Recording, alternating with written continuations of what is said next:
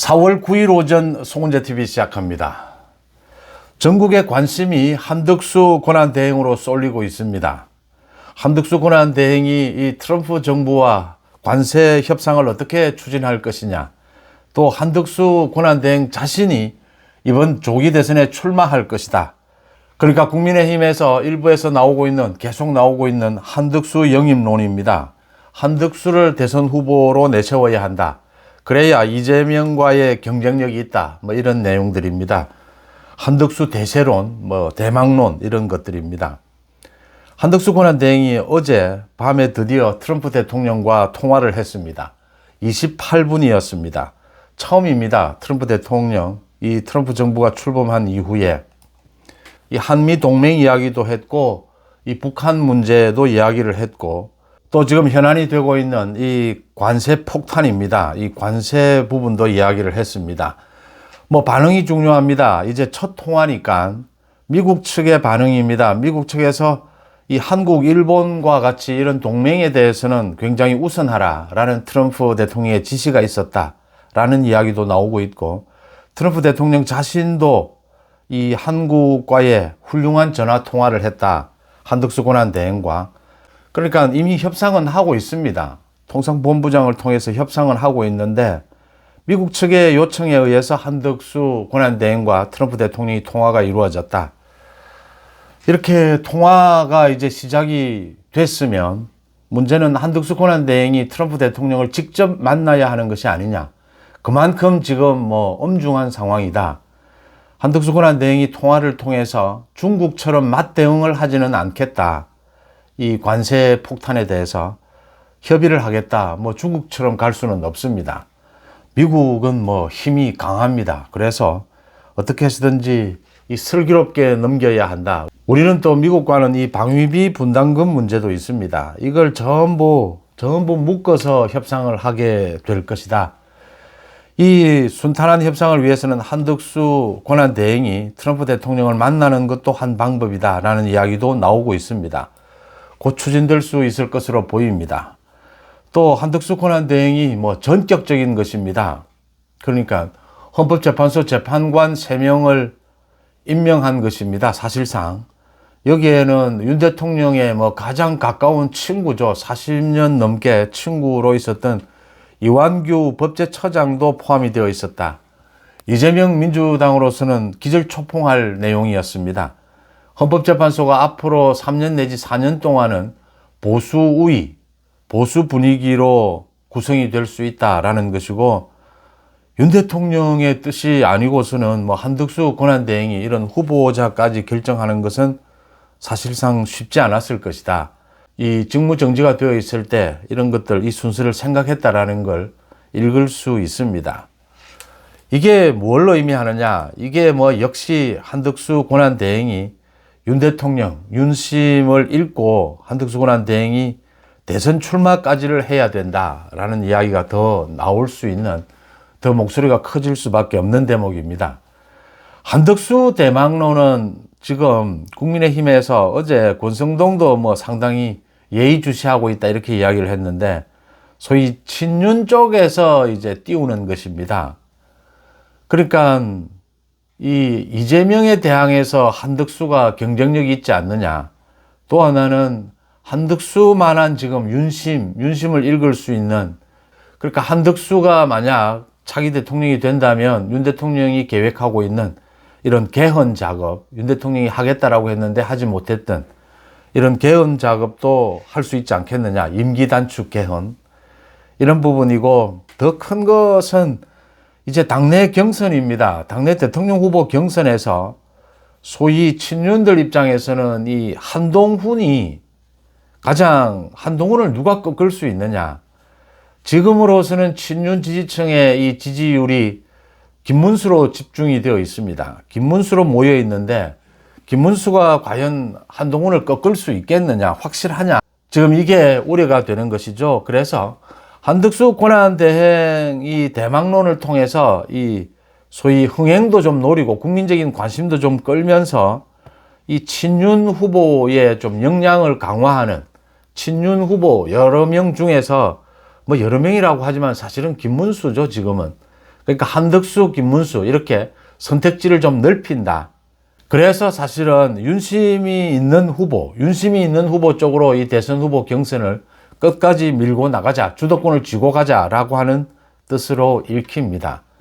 그런데 현실적으로 한덕수 권한대행이 자신도 지금 출마를 전면 거부하고 있고, 한덕수 권한대행이 이 경선이나 선거에서 과연 이 선거 근육이라고 하죠, 이 맷집이 되겠느냐라는 부분, 또 국가적으로도 해야 될 이 트럼프 미국 대통령과의 관계, 관세 협상 이런 부분들을 생각할 때 현실성이 높지는 않다.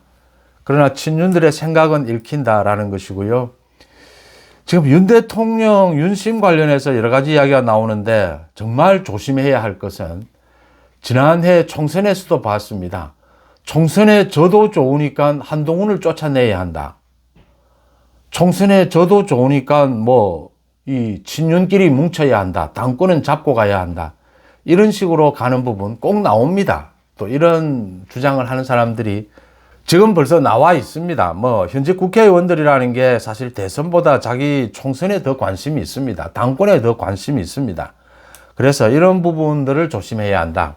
정말 누가 나서든 이재명을 꺾을 수 있는 최고 경쟁력이 있는 후보를 만들어내야 된다라는 차원에서 이 부분은 가장 경계해야 한다.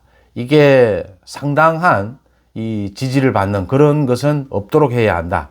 그런 목소리를 모두 없애버릴 수는 없습니다. 정치판이라는 게 누가 이야기해도 또 하게 되고, 지금 5월 2일 정도로 이제 예정이 되고 있습니다. 국민의힘의 이 대선 후보 경선입니다. 5월 2일 후보가 선출될 것이 아니냐라고 보이는데, 이 한 달이 채 되지 않는 이 짧은 시간 안에 윤 대통령을 지켜야 된다라고 하는 이것과 또 이재명을 제압해야 된다라고 하는 이것 사이에서 당원들, 국민의힘 지지층의 생각이 어떻게 움직여가느냐, 어떻게 이게 융합이 되고 또 갈등도 일어나겠지만 이게 어떻게 조화되느냐라는 부분이 관건입니다. 이 부분을 지켜봐야 된다. 이 부분에서 그러니까 지금 친윤 후보로 현재로서는 가장 대표 선수가 김문수입니다. 그 다음 소위 비윤 반윤이라고 한다면 누가 뭐래도 한동훈 후보입니다. 대표 선수로. 최근 들어서 김문수의 지지율이 조금 떨어지고 한동훈의 지지율이 조금 오른다. 오세훈과 홍준표가 그래도 이재명과의 맞대결, 이 중도나 이재명과의 맞대결에서는 강세를 보이고 있다. 이런 평가들이 나오고 있습니다. 어쨌든 이 네 명이든 더 또 폭을 넓히든 모두 안고, 용광로처럼 모두 안고, 윤심도 중요합니다. 윤석열 대통령도 지켜야 하고, 더 나아가서 이걸 바탕으로 해서 이 현실적으로 윤 대통령에 대한 지지율이 그동안 50%를 넘는 경우도 있었습니다. 이걸 바탕으로 해서 이재명을 제압할 수 있는 후보를 만들어내야 한다. 그러기 위해서는 문호를 넓혀야 합니다. 누구는 되고 누구는 안 되고 지금부터. 그러니까 누구나 호불호가 없을 수는 없습니다. 지지하는 후보가 없을 수는 없습니다. 그런데 가급적이면 누구를 지지했다 하더라도 이 깨끗한 경선을 통해서 어느 한쪽으로 이제 지지세가 모이게 되면 모두 승복을 하고 그 후보를 통해서 이재명을 제압한다라는 부분에 전체적인 대세가 합의가 되어야 된다, 이렇게 보입니다. 그런 점에서 지금 관심을 끄는 것이, 그러니까 후보 경선 컷오프를 어떻게 할 것이며 지금 어떤 형태로 할 것이냐, 이 경선 룰은 어떻게 할 것이냐, 이게 지금 가장 관심거리입니다. 근데 어제 터져 나온 이야기가 결선 투표를 하는 방법을 생각을 하자. 또 지금 후보가 20명 가까이 되기 때문에 빠른 시간 내에 이 후보를 추려서 1차 컷오프에서 4명으로 추리고 2차 컷오프에서 2명으로 추려서 사실상 결선 투표입니다. 결선 투표를 하는 방안을 생각하자라는 안이 나와 있습니다. 이게 굉장히 좀 유력합니다. 왜냐하면 이게 경선 흥행을 위해서 국민들의 관심을 끄는데도 4명으로 압축하는 것이 좋고, 결선 투표가 있느냐 없느냐에 따라서 이 후보들의 전략도 완전히 바뀌게 됩니다. 그러니까 결선 투표가 있으면 지금 오세훈이 좀 유리하다, 여러 가지 전망들이 나오고 있는데, 이 전략을 바꾸게 되기 때문에 후보들이 거기에 적응하기 위해서, 그리고 결선 투표가 있는 것은 정말 이 흥행에는 크게 도움이 되고 경쟁력, 후보의 경쟁력을 높이는 데도 도움은 된다. 지금 20명 가까이 되기 때문에 오늘 이재명도 출마 선언을 하고 당대표직에서 사퇴를 하고 김문수도 출마 선언을 하고 계속 출마 선언이 잇따릅니다. 20명이나 되기 때문에 이 집중도가 떨어지게 된다. 그래서 다음 주에 빠르면 1차 컷오프를 통해서 4명으로 추리고 2차 컷오프 또 그 이후가 됐던 2명으로 추려서 이 결선 투표 형태로 가자. 이 방안이 굉장히 유력해 보입니다. 효과적일 것이다 이렇게 보이고, 여기에 각 후보들은 전략을 맞춰야 한다. 또 하나는 경선 룰입니다. 지금 당심 민심 50대 50, 이거는 이 당헌 당규에 정해져 있는 것이기 때문에 지금으로서는 시간적으로 손댈 수도 없습니다. 이제 컷오프는 이 선관위에서 정할 수가 있습니다. 지난번 대선 때는 1차 컷오프 때는 당심을 20%, 2차에는 30%를 반영을 했습니다. 이번에는 당심 반영 없이 민심으로만 100% 하는 방안까지 지금 올려놓고 검토를 하고 있다라고 하는데, 100% 민심은 안 됩니다. 아무리 역선택을 방지하는 그런 조항을 만든다 하더라도 이 100% 민심은 지금 당원들에 대한 예우도 아니고 또 효과적인 방법도 아니다. 그러니까 제가 계속 말씀을 드리지만 한 달도 안 되는 이 짧은 기간 안에 이 당원들의 생각이 어떻게 바뀌어 가느냐, 경쟁력 있는 후보 쪽으로 이 윤심에 몰려있는 이 당원들의 지지, 이 탄핵에 반대하는 이 당원들의 지지가, 이 주류가 어떻게 경쟁력 있는 후보를 만들어내자라는 쪽으로 모두 합심해서 바뀔 수 있느냐. 이게 뭐 일관성 있게 같을 수도 있고 차이가 날 수도 있습니다. 이제 이 부분이 가장 중요하기 때문에 당원들의 생각을 사실은 뭐 50%까지 반영을 하자라는 건 좀 그렇지만 20%에서 30% 기존의 방식대로 반영하는 것이 맞다. 아무리 역선택을 막는다라고 하지만 역선택을 모두 차단할 수는 없다라는 점도 그 이유입니다. 국민의힘의 김민전이 어제 이 친윤 의원들 가운데 말이 떠돌던 겁니다. 그러니까 한동훈이 이번에 이 대통령 후보 경선에 출마할 자격이 있느냐.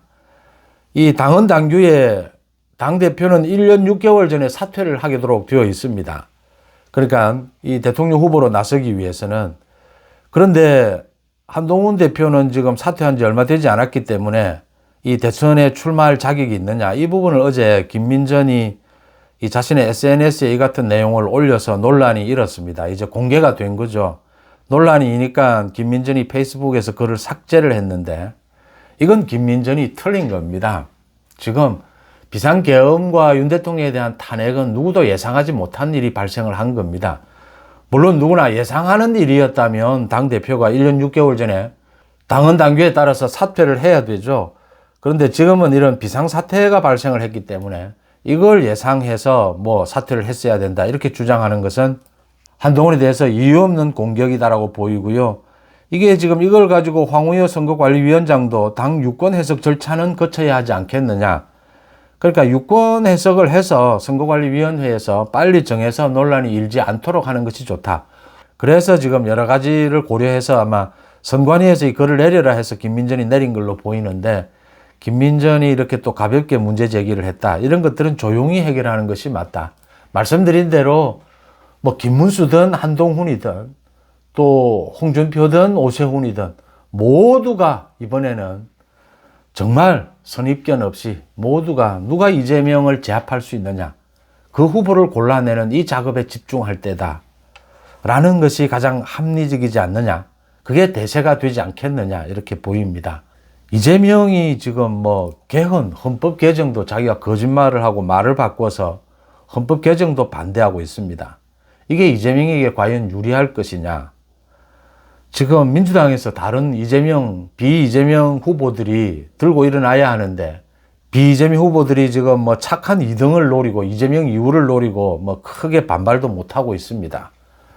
그런데 어쨌든 개헌에 반대하는 이재명은 굉장히 앞으로도 시달리게 될 겁니다. 이 헌법 개정 문제는 국민들 지금 대다수가 꼭 필요하다. 지금 이 시점에 꼭 필요하다라고 여기고 있는 것이기 때문입니다.